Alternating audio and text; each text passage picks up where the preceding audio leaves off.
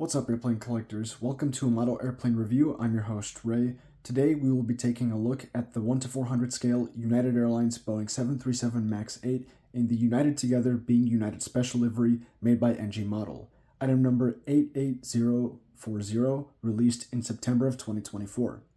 In this video, I'll do a review of the model, after which I will list off the pros and cons. At the end, I will decide whether or not I recommend it to other collectors. The box for this model is made from cardstock. The protective packaging on the inside is made from clear plastic. This box measures 13 centimeters long, 12.7 centimeters tall, and 3.5 centimeters wide. I will show you around the box now. This is the front. This is the bottom, right side, top, left side, and the back side. Included in the box is the model as shown here, fully assembled, painted, and ready to display. Also included is an NG Model Collector Rewards program card, seen on the left, and a warning placard, seen on the right. This warning placard serves to remind you that there are small details which can cause physical harm if the model is handled incorrectly. I'm going to add some commentary here. Really, all that's saying is that some of the 3D antennas are small and sharp and hard to see, and they have a very, very small chance of hurting you if you handle the model incorrectly. But really, the place where you're most likely to get harmed from the model is the wingtips. So the antennae, really, you don't have to worry about them too much. And here's the model itself. Let's do a quick 360 before I start my review. The fuselage length for this model is 10 centimeters, the wingspan is 9.1 centimeters, and the height from the ground to the top of the vertical stabilizer is 3.1 centimeters. These dimensions are accurate to 1 to 400 scale. This model is made primarily out of die-cast metal. The wheels on the landing gear are made out of rubber. Let's begin with the fuselage. The nose profile on this model looks excellent. It matches the 737 MAX nose profile very nicely. The fuselage has a lot of printed detail on it, as you can see. No complaints about it. It's all really small detail as well, and it overall looks pretty nice. And I'm going to move down the fuselage now. There's lots of detail to go around, no complaints, no inaccuracies. All of the detail present looks really good, shapes look good. So far, so good. Here's the left side of the vertical stabilizer. This looks pretty good as well. Details in terms of the shape look nice, no complaints about the shape. The paint looks good as well. The colors match the United livery accurately. The color fade from the light blue to the black here looks really nice. I do see some texturing on the silver paint here due to the globe title, but nothing major. Overall, very nice up here as well. Here is the right side of the fuselage. It's pretty much the same as the left side with the exception of the Being United title here. That's relatively the only difference in the grand scheme of things.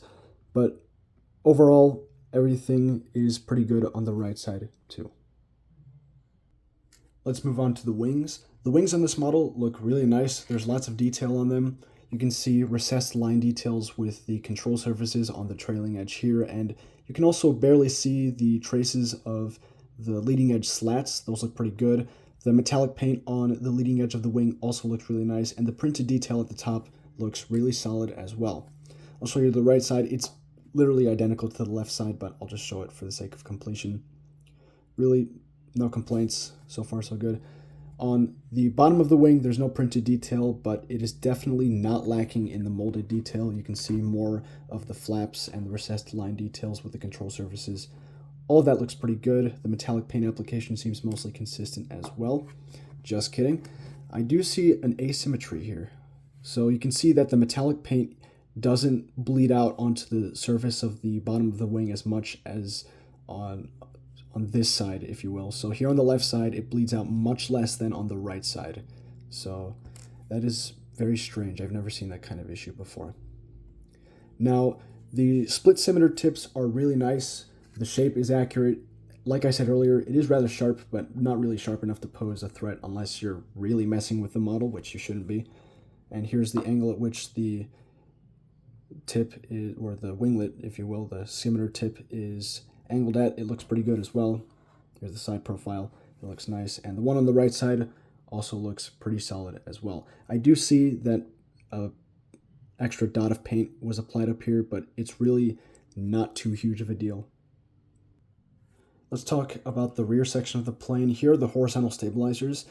I noticed that the seam between the horizontal stabilizers and the fuselage seemed to be quite large because we can see the attachment point, and this isn't something I usually see out of this mold, so it's quite strange to see this. It's not to the point where the structural integrity of the stabilizers is compromised, but it is enough for me to notice it. With regards to the stabilizers themselves, they look pretty good, so no complaints about that.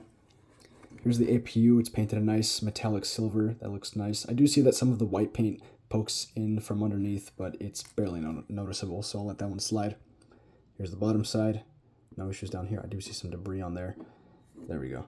That's something I've noticed a lot, is that there's sometimes debris on the model, but it's not anything that's like sealed within the paint, so it's not a huge deal. The engines on this model are quite good as well. Here is the profile of the left engine. I would like to point out that the cowling on the left engine here is angled slightly downwards, not by too much, but you can barely see it.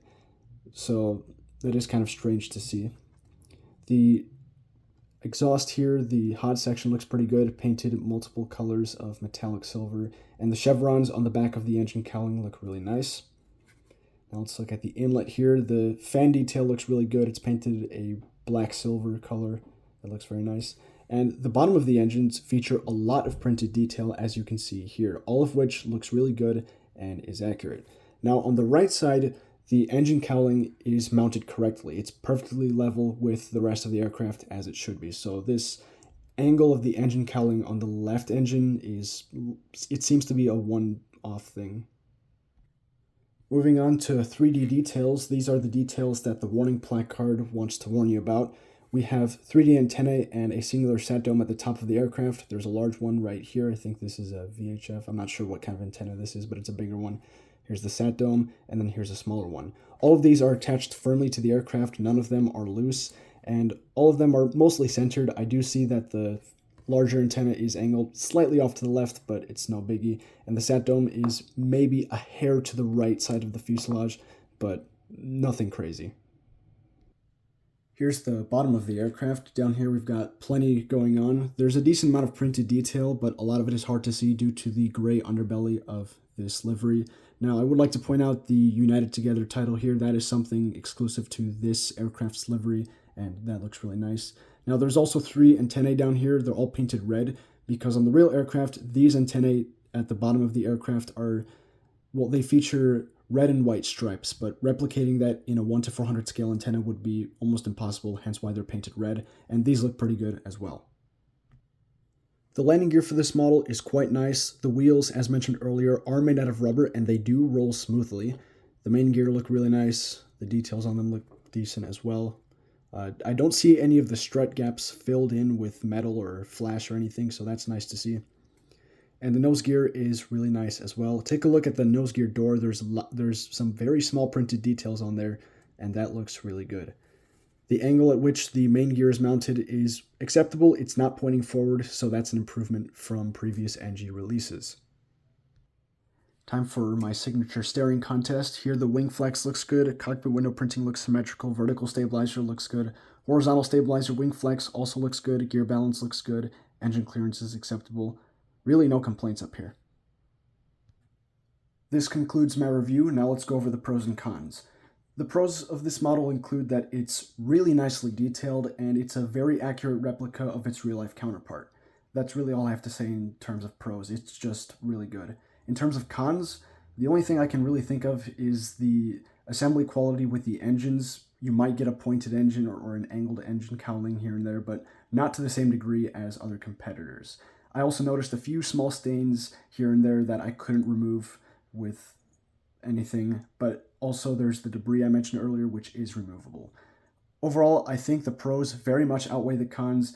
I personally can't find much to complain about with this model, so therefore I absolutely recommend this model to any collector who wants it. It's a beautiful model, and it's an excellent replica of a beautiful looking aircraft.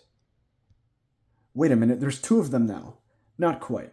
The model that I just reviewed is on the left. The one on the right is a model made by a competitor, Gemini Jets, released 2 years ago.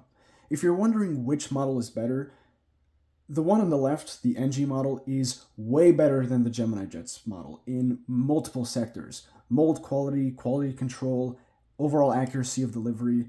I would definitely recommend the NG model to anyone who wants it, and I would recommend it over the Gemini Jets model. And that's all I've got for today. Thanks for watching. Feel free to check out my channel for more model airplane videos and more reviews of the models that I collect. Feel free to drop your thoughts in the comment section below if you want to show some support to the channel, like this video, and subscribe so you never miss another video. But until then, happy building, happy collecting, take good care of yourselves, and I'll see you next time.